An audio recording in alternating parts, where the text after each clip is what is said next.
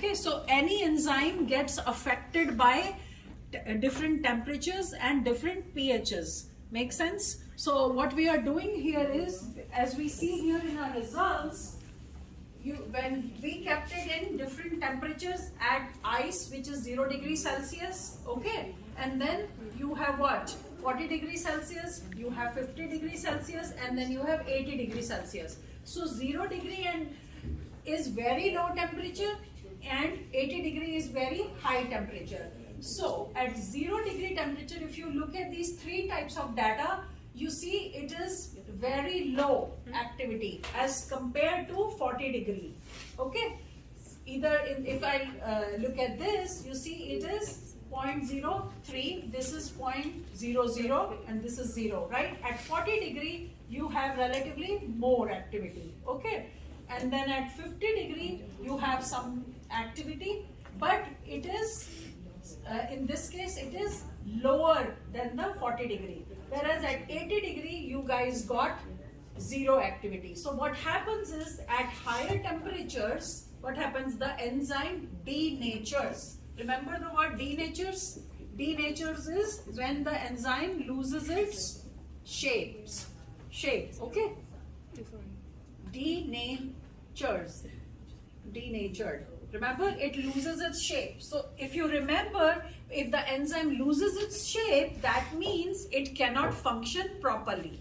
Make sense? So it cannot function properly, and what is its function here? It is going to break down hydrogen peroxide, okay, and convert glycol into tetraglycol. So it cannot perform its function. Looking at this equation, look at this equation, hydrogen peroxide and glycol, they will combine, and it will, in the presence of peroxidase, it will break down hydrogen peroxide into water, and it will form glycol, convert it into tetraglycol. So this reaction cannot take place.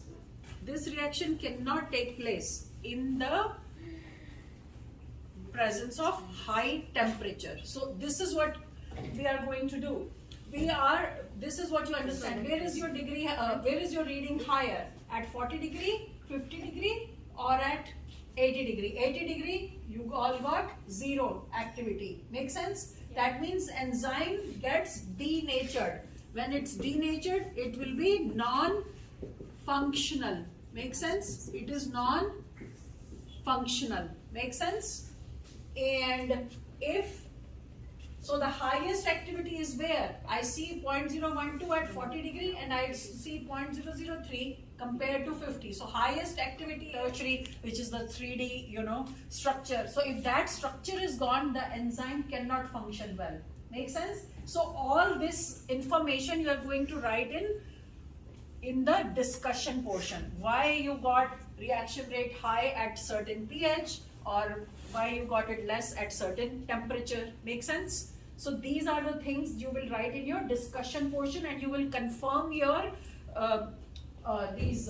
this data with some other study. Make sense? Like you will do web search, and you will see, did someone else, maybe Smith, or some, Mr. Smith, or whatever other name, Mr. Brown, or some other scientist, they did some research and they had a similar data, or then you can say, oh, they also did research, and that's what discussion means. You are discussing your results. But in the result portion, you will only write down this data, and you are only going to make a graph and just say that the optimal pH is this, optimal temperature is this. Is it clear? Yes. And discussion, you will write all that, and you will give your sources in your references. Okay, each one will have a point, like 10 points for that, and 5 points for abstract, 10 points for your introduction, 10 points for your material method, results and discussion, and 5 for your references. And that's how I want your lab report. Optimal temperature for this enzyme.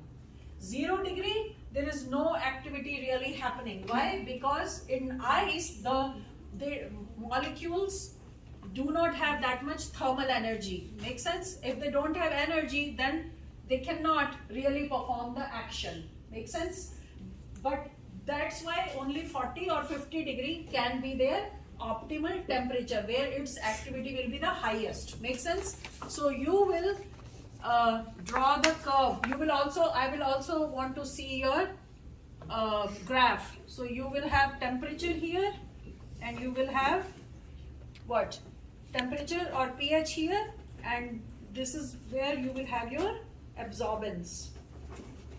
Make sense? So you will do this 0 degree, then 40 degree, then 50 degree, 80 degree. That's all. So you will plot your absorbance here, and then you should see a curve like that where 40 degree is the highest optimal temperature. Make sense? Same thing now if we look at the pH. Although we have only one reading, you see at pH 3 there is very low activity, 0.004. At 5 it is 0.004, and pretty much similar. At 7 you have 0.001, and at 9 you have only 0.00. So looking at this data, we can say that this enzyme has optimal averaged it out, but we don't have. So this tells us that because your reaction rate is higher at pH 3, I would say, because it is 0.0044, here it is 0.041. So this is slightly lower than pH 3. So we would say that peroxidase optimal temperature is pH 3. That is the optimal pH. Make sense? Optimal pH is what? Where the enzyme performs the best. The rate of reaction is high. You see that? At 3 you have 0.0044, whereas at 5 it is 0.0041, and 7 0.001.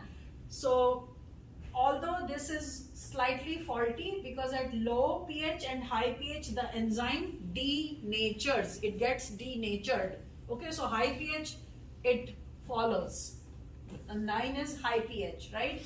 3 is little faulty, and we could have confirmed it with another group's reading, right? Because we don't have this, so now we cannot say for sure whether this is pH 3 is optimal or pH 5.